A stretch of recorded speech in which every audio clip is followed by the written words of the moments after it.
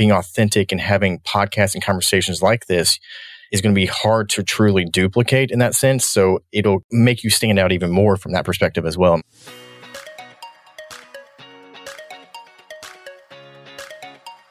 Welcome to the Insurance Refocused podcast, where we're highlighting real agent stories and how they are innovating to respond to the changes and challenges happening in the independent insurance industry. My name's Lindsay, and I can't wait to introduce you to my amazing co-host, who just so happens to be my mom, Carey Wallace. Mom, how you doing today? Lindsay, I am doing well. I got all my steps in this morning. I'm hoping that I'm beating you as we start today, because I know as we end the day, I probably will not beat you, but I'm having a great start to the day. How's your day going? It's going good. I was just on, not Twitter, I was on LinkedIn yesterday talking with Joy Sharp and Jeff White about, getting your steps in and getting a little under desk treadmill. So I'm not there yet today, but I'm only at 1,500. So I'll be at 10,000 by the end of the day, though. Don't you worry. Listen, the challenge is on. I'm hoping I can stay ahead of you, right? Yeah. Yeah, we need to do an agency focused challenge soon. That'd be fun. We do. Well, our topic today that we're going to chat about is AI and how some agencies are utilizing AI. And we've been asking our friends who we think are cool, like, hey, who do you think is cool who uses AI?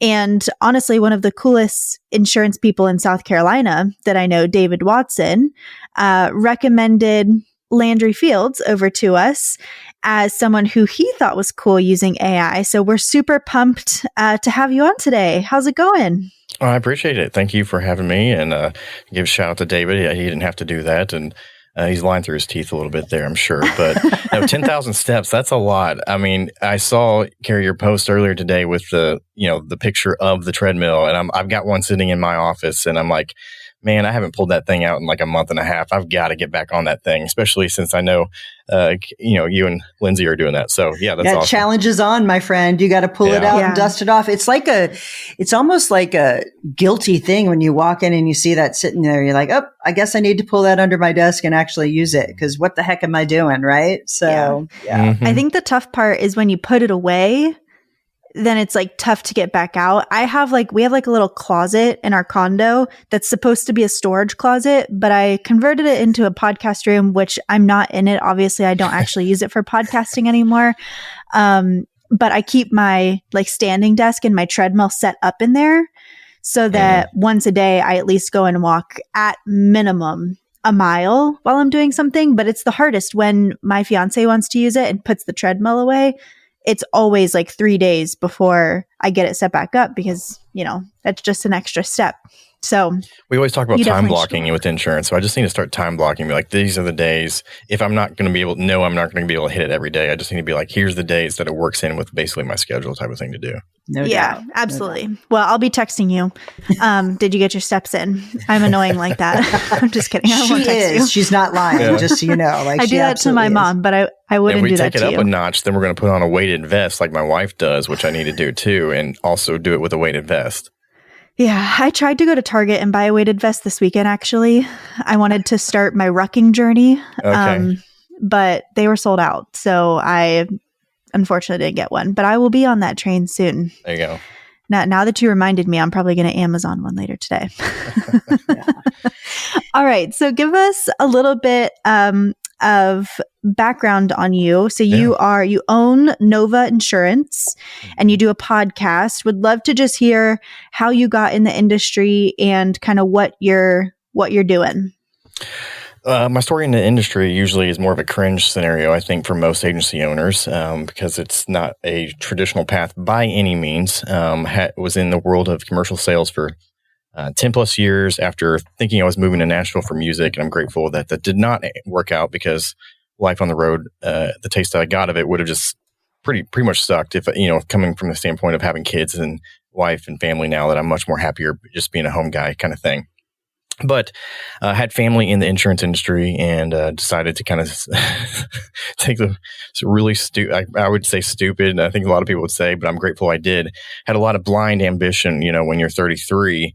This was 6 years ago. And was like, hey, well, if I'm going to go into insurance, I'm just going to open my own agency right off the gate, which I know is not recommended, but really ever. It's never recommended type of scenario. But got some direct contracts with some big carriers that really gave me the training tools from the insurance side of things. I had a lot of experience in running businesses and managing and so forth like that in sales.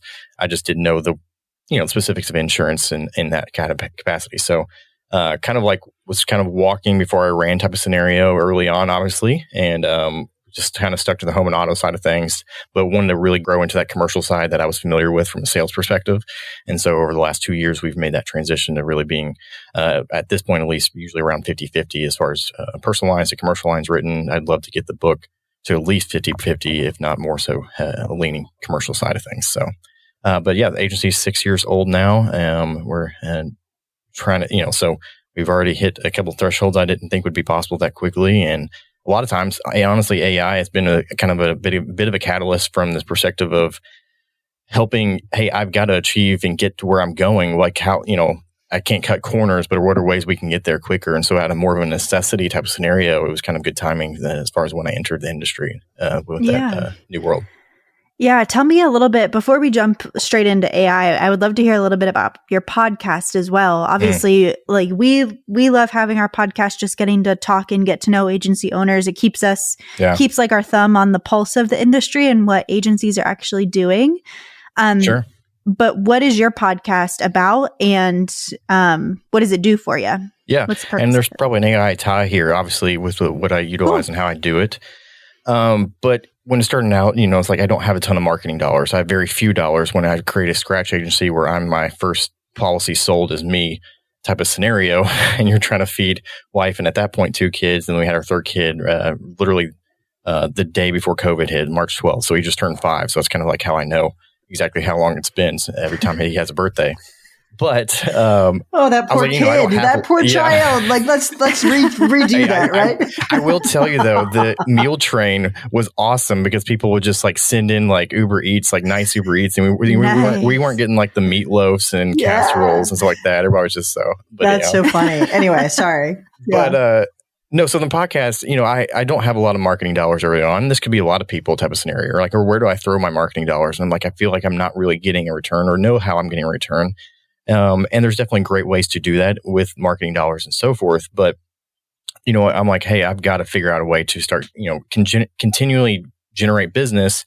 And I come from a world where, I'm used to being in front of a microphone due to my high school, college, and early marriage days type of scenario. Not usually on a video camera. That was a different thing for me. So I was like, let's just start. I kept having all these real estate investors, obviously. And so I got into the world of real estate investing as far as clientele pretty heavily.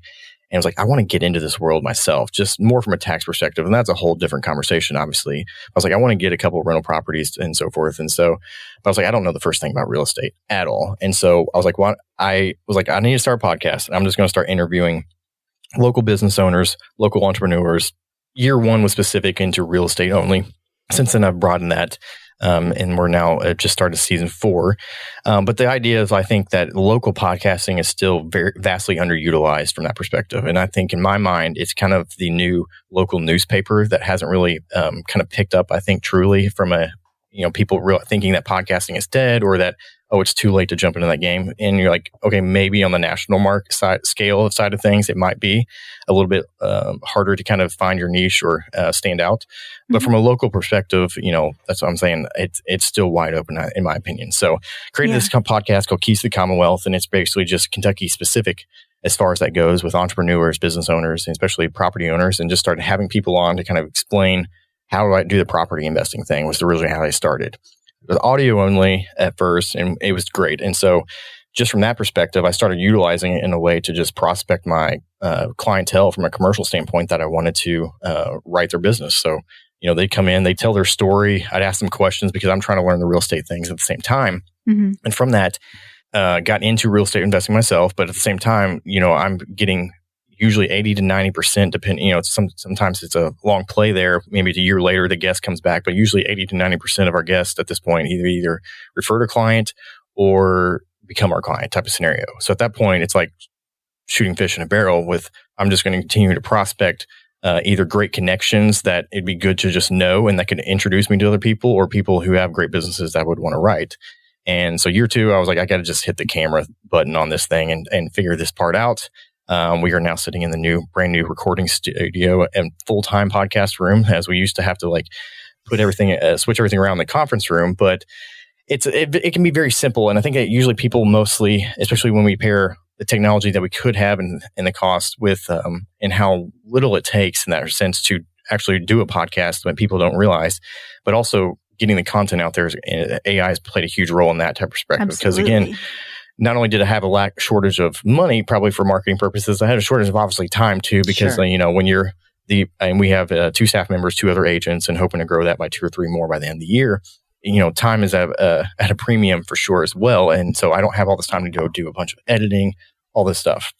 So I got over to the camera and stuff, and then I was like, I'm going to commit to this. I've got to do this. My wife thought it was going to be the stupidest thing, which I get, and we still laugh about it. And she'll tell you that.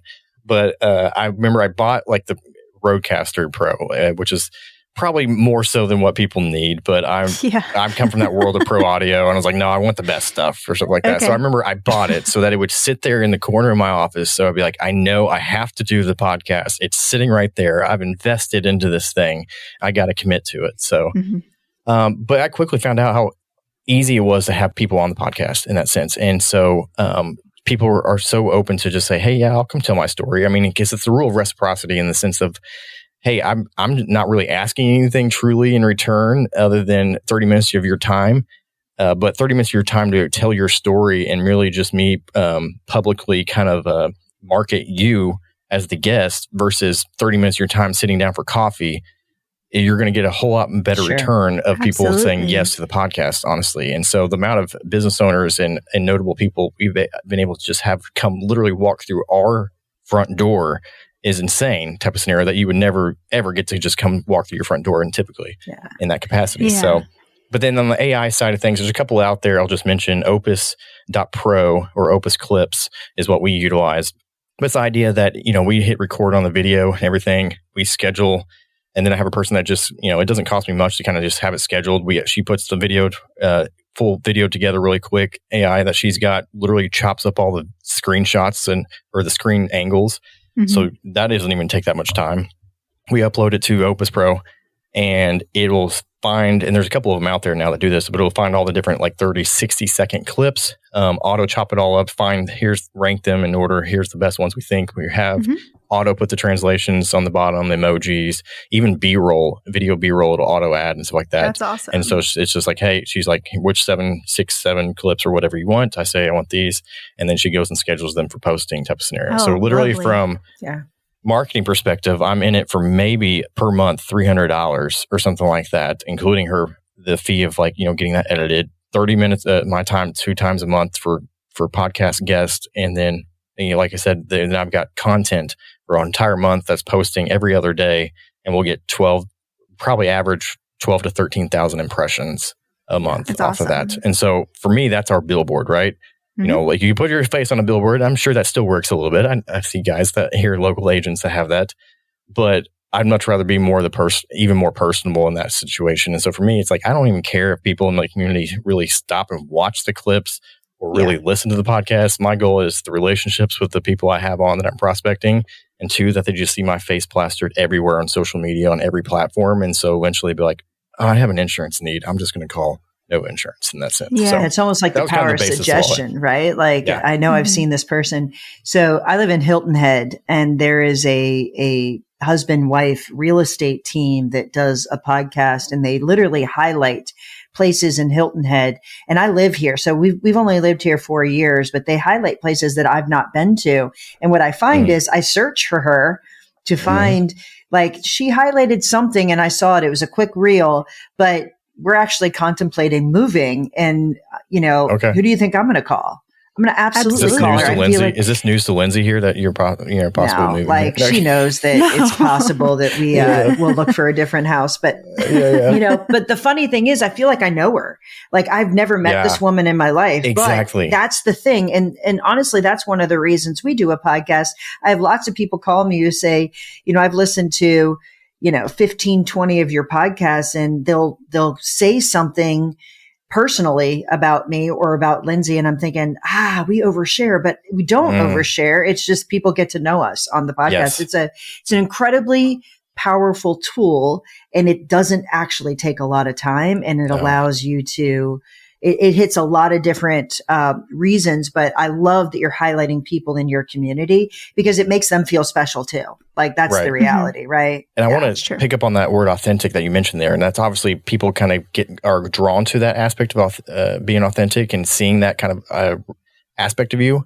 But I think in a reverse AI scenario, obviously we use AI to like do a lot of the heavy lifting and do all this and post it and get it chopped up. But at the same time, as AI continues to take off, and we'll probably talk a little bit more about it with the idea of like, we won't really know what's real anymore type of scenario as far as videos or audio or others like that. So that's where I think the being authentic and having podcasts and conversations like this is going to be hard to truly duplicate in that sense. So it'll make you stand out even more from that perspective as well, in my opinion. Agreed. Absolutely. And I think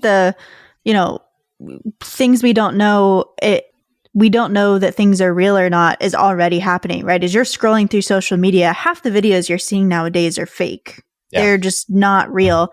Even David Crothers, and there's nothing against this. Love David Crothers. He's doing great things.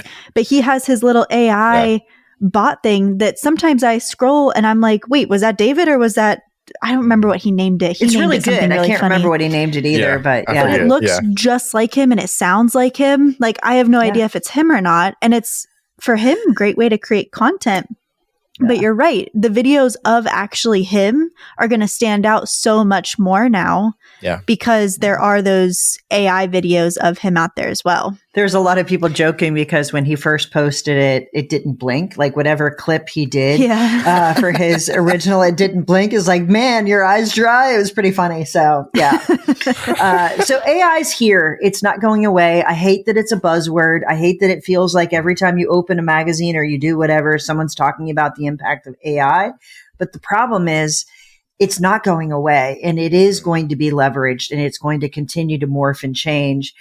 We were just at a conference, INA conference, and Chris Klein, who is the head of the Big I, what is it, Lindsay? Sorry. The technology.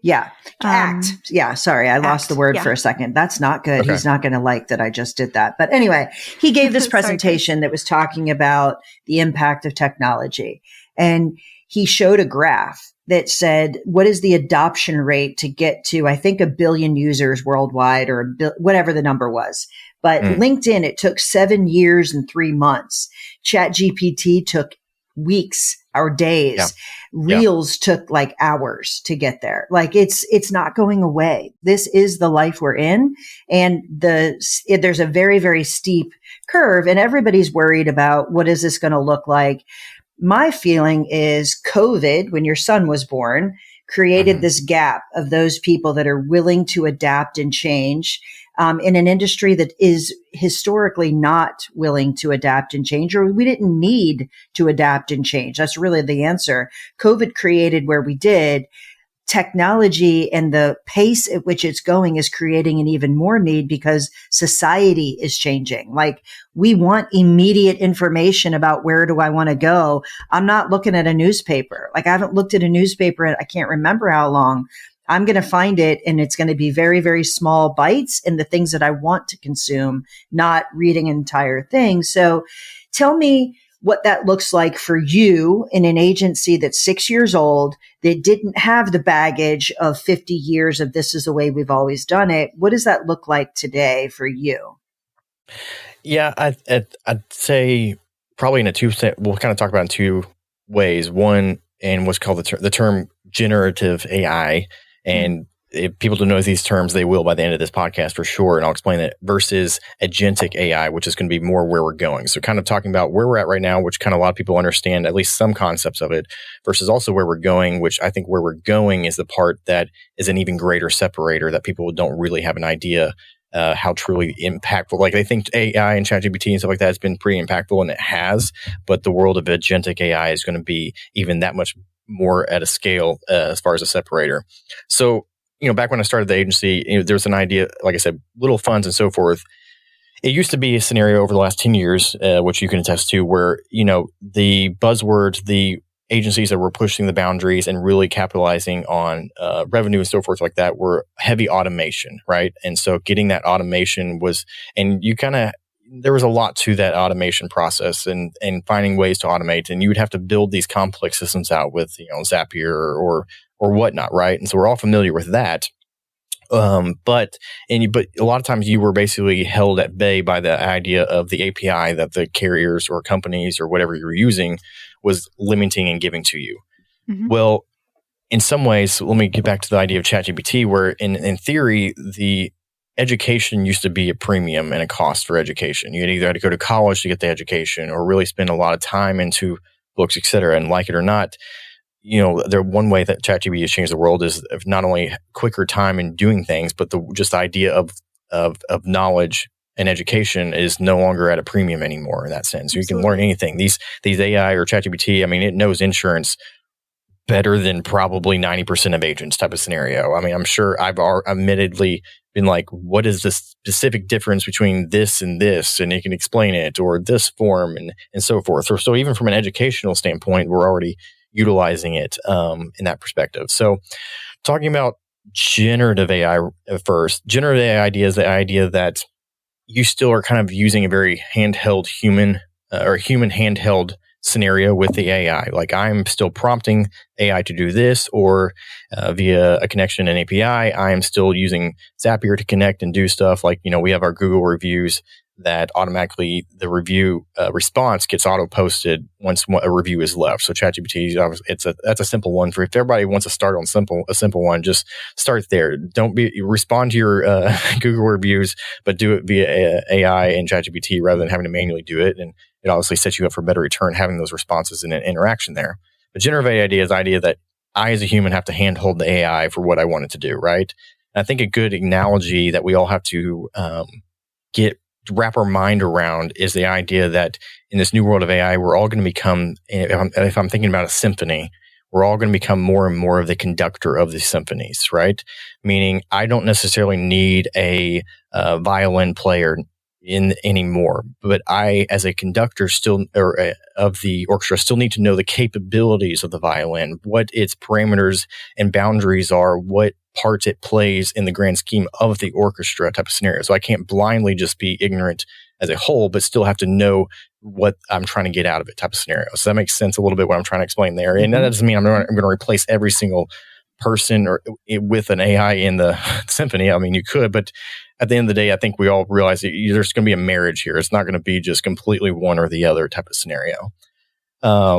So that's more of what I'm talking about with generative AI, and we'll talk about ways I'm doing that. But just kind of to preface what I was talking about with agentic AI and separating what that means. Agentic AI is going to be the concept that AI agents, and we're not talking AI insurance agents. We're talking about AI agents, which that term's been thrown around a lot.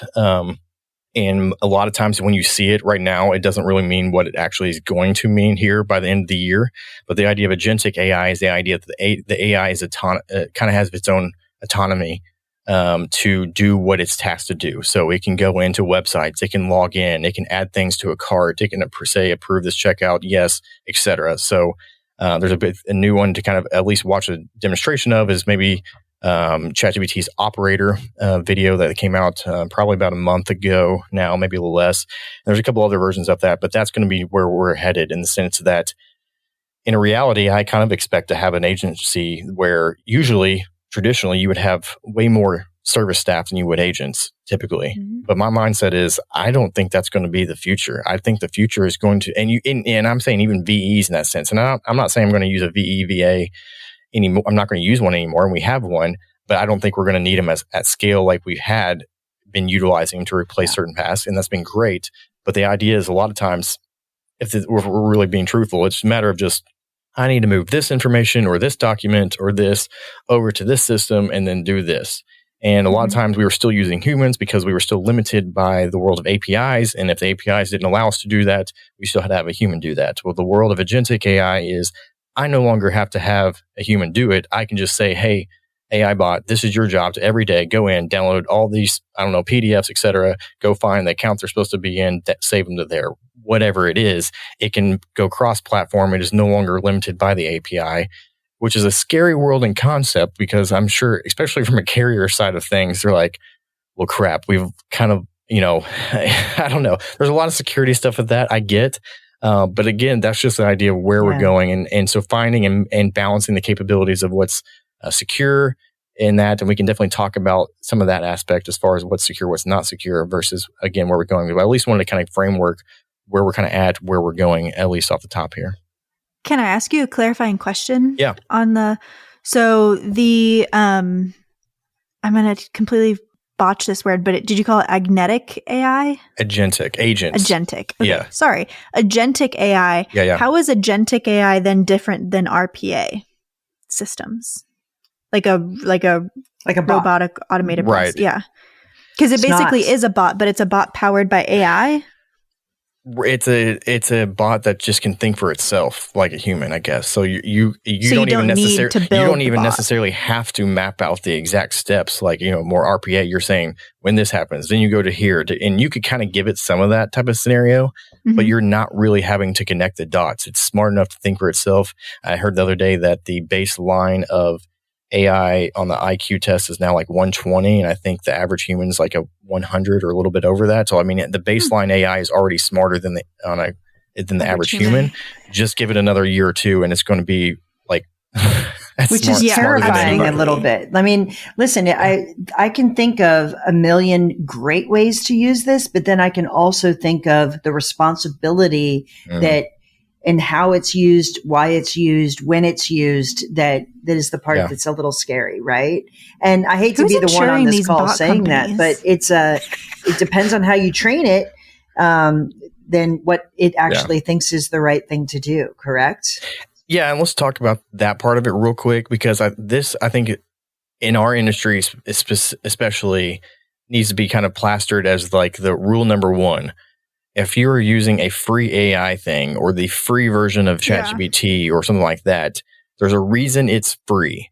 Don't be putting in deck pages or any kind of information, and utilize most of the time with our information. It's not really like super, pertinent information that's going to get us in major trouble necessarily. But again, if it's free, there's a reason it's free. Yeah. Don't be using the free versions. Go ahead and be paying for versions. But at the same time, most of us have a lot of it already at our fingertips that we're not even utilizing and knowing about. And so I spoke about this at Indie Tech, but the idea is most of us are, as we all know, most agencies are now on Google Workspace or Microsoft Outlook most of the time, right? Most of us are on those two platforms.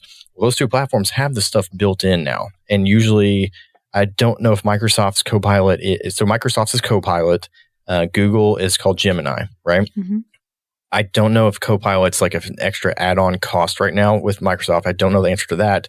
Gemini with Google Workspace, and I'm on Google Workspace, so I know a little bit more about that one, it used to be an additional fee add-on, and you're like, oh, great. I don't want to pay another $25 per person or whatnot. But they have simply just in the last 6 to 8 months just said, all right, well, now it's just a part of everybody's subscription. So we now have access to it. I've opened that up in certain capacities to it. So we're already utilizing that, and we can definitely talk a little bit how I'm doing that too. But that's something that everyone already has for the most part, and they probably are not either utilizing it or playing around with it.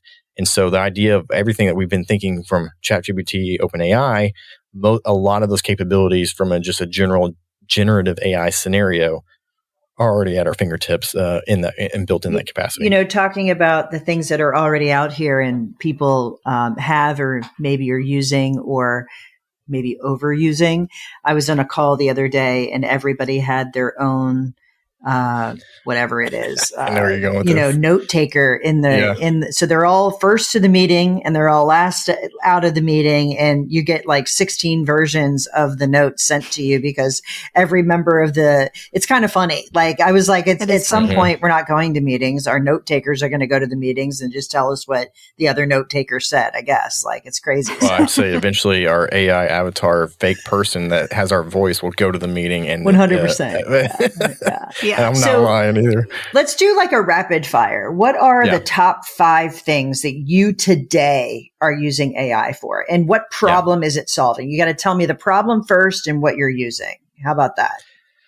would say a lot of times the problem in general is just time, for sure, in which we all are trying to get back as much of that. So obviously we talked about, I would say, number one, from a marketing perspective of just utilizing all the things I can to blast that stuff out there. And you could utilize that in even more perspectives with AI, with, whether it's, photos or videos. So HeyGen, HeyGen is another one I'm going to be kind of starting to utilize, where you could kind of create, if you want to do educational videos, either internally with staff or with just educational videos that maybe you don't want to sit there in front of the camera, or you're like, you want to create your own fake version of you could do so.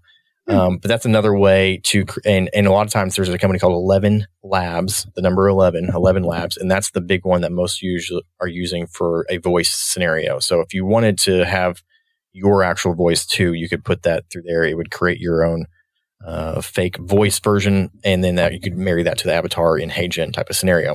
But you could just use stock stuff and create a lot of educational content, and and utilizing that. So maybe you don't want to put your face out there, but the idea is that we're going to become more and more comfortable with AI type of stuff and so forth. So one, because we already used to the fact that there's phone stuff out there, and that's maybe some have tried it. I think it's a little bit ahead of its time still. I haven't pulled that trigger yet, but eventually, you're probably going to have an AI bot answering the phone, answering questions, etc. I think as a generation, if you're calling somebody, would you rather talk to an AI bot that's kind of like able to give you either the answer or get you to the right place pretty quickly, rather than having press 5 for this and you have to press, it's like, no, I don't want to do that. Just give me the AI bot that can probably give me the information or get me to the right place.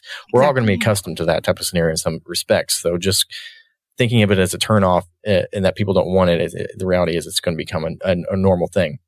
So that perspective from marketing purposes, I think from that, I'm going to piggyback to number 2 of what we're trying to currently build out. And a lot of things is more from a time perspective. I still haven't fully really gotten done, or we've just started because of a scenario of being such a small agency. I'm working myself out of the producing role that I've got that is hindering me a little bit right now. But from an educational standpoint as well internally. So I think from a training perspective too, we've got some companies out there that are great at insurance training, and they cost a fee and so forth like that, which I get. But the realization now with, Canva is one that I know a lot of people are utilizing from, pictures or just different things within internally, but they also now have a whole training program platform where you can kind of create your own training schedule and assign it to them, et cetera. So using AI, you could almost recreate some of these courses, like what is D&O, EPLI, and these coverages. And you could literally, in a matter of, less than a couple minutes via the prompt, and you have to be very descriptive on the prompt, but you could create kind of an educational course on this for people that are trying to, grow in commercial insurance knowledge as far as your agents or your commercial CSRs and so forth. Create that, dump it into Canva, create a course, or even I have Google. So where some of us started exploring maybe just doing the Google. I'm totally blanking on what it's called, but there's one for Google Classroom. That's what it's called. Yeah. And so I forgot. I was like, oh yeah, I've already got Google Classroom as a part of my Google thing. Maybe we just do it there, because my kids use Google Classroom all the time. I had no idea it was a part of my actual Google Workspace subscription. So from a training perspective too, we're trying to build that out, and could really, honestly, my vision here in the next probably 48 months is we could have a new agent, even that has never done insurance, and have, the first 6 months, this whole program between licensing, between education, between this, that, or the other, that could put that person on a much higher success rate of and knowledge base and support behind them than was ever possible, or was ever possible without having to pay a lot of financial fee and burden. And it would always still be there, just in my own ecosystem. So bringing that educational standpoint into our system is going to be, I would say, number 2. That's going to be a great, awesome thing for us to build out. I would say 3. So I'm going to talk about custom GPTs. Some people will understand that. Some people will not. I have so if we're talking ChatGPT, I'll start there because people are more familiar with that. There's a thing called custom GPTs. What that is it's kind of like a custom pre-prompted thing. So meaning, rather than me having to go through the prompt of this is who you are, this is who your responsibility is, this bot, I need this question answered, blah, blah, blah. It's more of a way to already have that structured so the AI knows what its responsibility is and so forth. a lot of times you can upload documents that can help feed its brain, is the way I would put it, to kind of help it understand what some of the knowledge base it needs to answer said questions or do said task. And again, we're talking generative AI still at this point. But within Copilot, I forget what Copilot's called, but within Gemini, they call it custom gems. You can create these custom things as well. So from a standpoint of a couple of ways we're automatically doing it is one, just feeding it. We have one where it's fed just all the information from like SIT codes, work comp codes, et cetera. Because a lot of times you're like, crap, I don't know what code this is. And you can be like, hey, I've got this business. What are the codes that it could fall under in this? Or what is the code for, I don't know, this state that I'm not working in the state all the time, but I need to know. So you can fill that from the NAICS stuff and get all that information, feed its brain into the custom gem, custom GPT, have all that information so I could just ask it right there. So in a lot of ways, we're starting to utilize it from a personal assistant. So I'm like trying to build it out. So like, don't ask me, go ask the bot. Because it's right there. And for so long, I think some of the best agencies out there, which was great, they would have such great, fantastic kind of inner office website type of scenarios, right? So internally, they would have websites that were fully built out with all this stuff, which was awesome. And I don't think that's fully going to go away. But I think there's a lot of details with that was having that from a time perspective, and it was kind of cumbersome to do, that you can easily just put into that type of thing. Absolutely. And I'll expand upon that in a minute. Well, can I say one thing about that? Because as you're talking, my brain went to, well, I can Google that. So why do I need to build this thing and be whatever? But I answered my own question. So in case someone was like, hey, man, I can Google a NAICS code, no problem. I don't need to go through the hassle of creating a closed chat GPT and feeding the brain and all this stuff. Well, the reality is what's on the internet isn't always accurate. And whatever's put out there in an open chat GPT or whatever, it can hallucinate. If you're feeding it, you are making sure that the information hallucinating less and less. But yes, yeah, exactly. Yeah, but the other thing.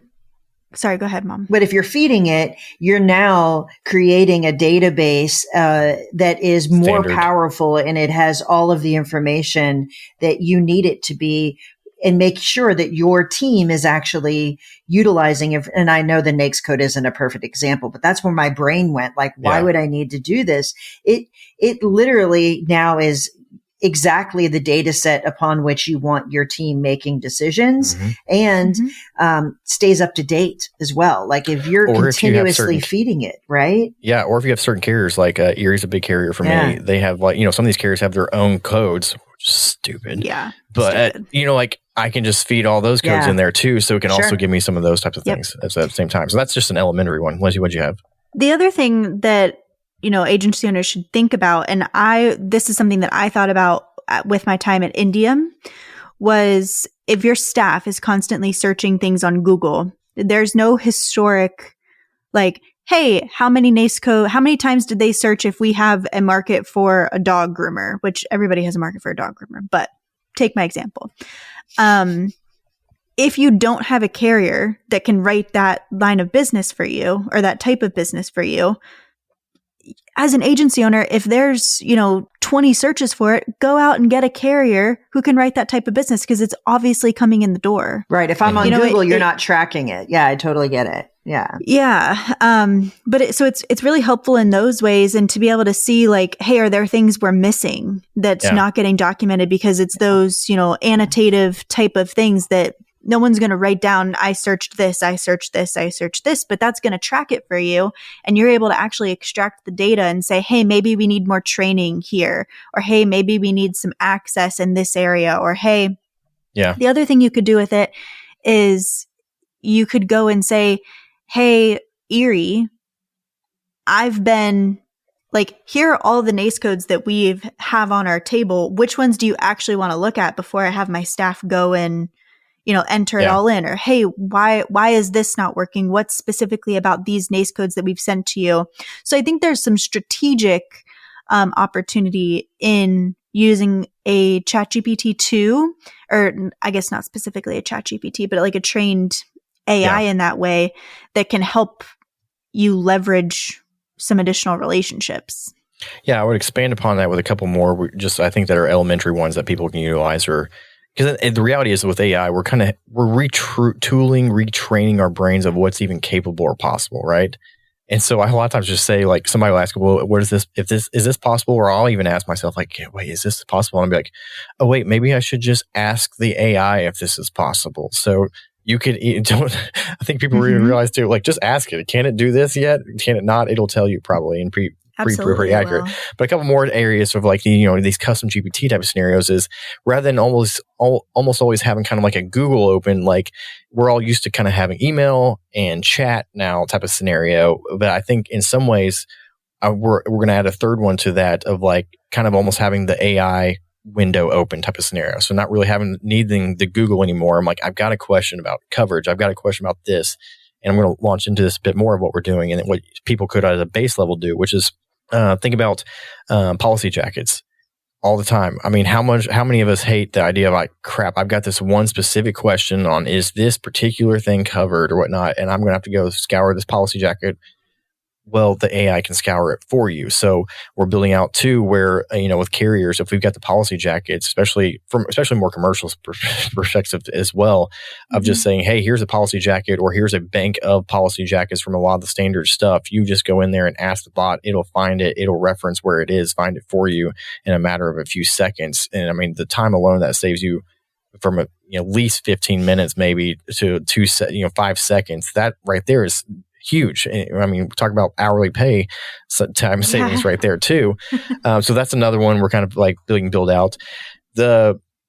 Again, I'm not on the Copilot side of things with Microsoft Teams, so I don't know about that. But there's some parts that are not quite where they need to be that I know they're going to get to. So, for example, the only frustrating part with the custom gems right now is that I have to upload actual files. I can't just point it to like, in my mind, I'm like, you can't point it to a link. I can't point it to, like, a full folder is what I'm trying to get at yet. Oh, you can kind of do that maybe with ChatGPT, but again, you're kind of a few other steps. But just again, perspective, like, by the end of the year, I think this will be, they kind of just made some of these changes. So a lot of that's the other thing about AI too, is it's changing so rapidly, of like, this one's now this, Absolutely. And we've got a new version of this. And it's like this whole war now between the different companies getting the best AI out there. But eventually, it should be a scenario here where I can just have a folder linked into that brain where it's feeding all that stuff type of scenario, and it'll read Excel files and so forth. So another standpoint, the third way we're doing it is we're on number 4 here. So another way we're kind of utilizing it is within chat. I think eventually the idea we've gone, which is great. I love interoffice chat, whether it's Google Chat, which we use, or you've got Slack and so forth, which a lot of people use. That we're used to using that, but there's going to be a scenario where, speaking a little bit now, and I'll explain how we're doing it now to where I think it's going, which is the idea of, like, we should be able to have AI bots within the chat that are also going out, finding this information, referencing it, maybe in our OneDrives or our Google Drives and so forth like that, and finding it and just talking with it right there as well. I mean, how cool would that be, right? Yeah.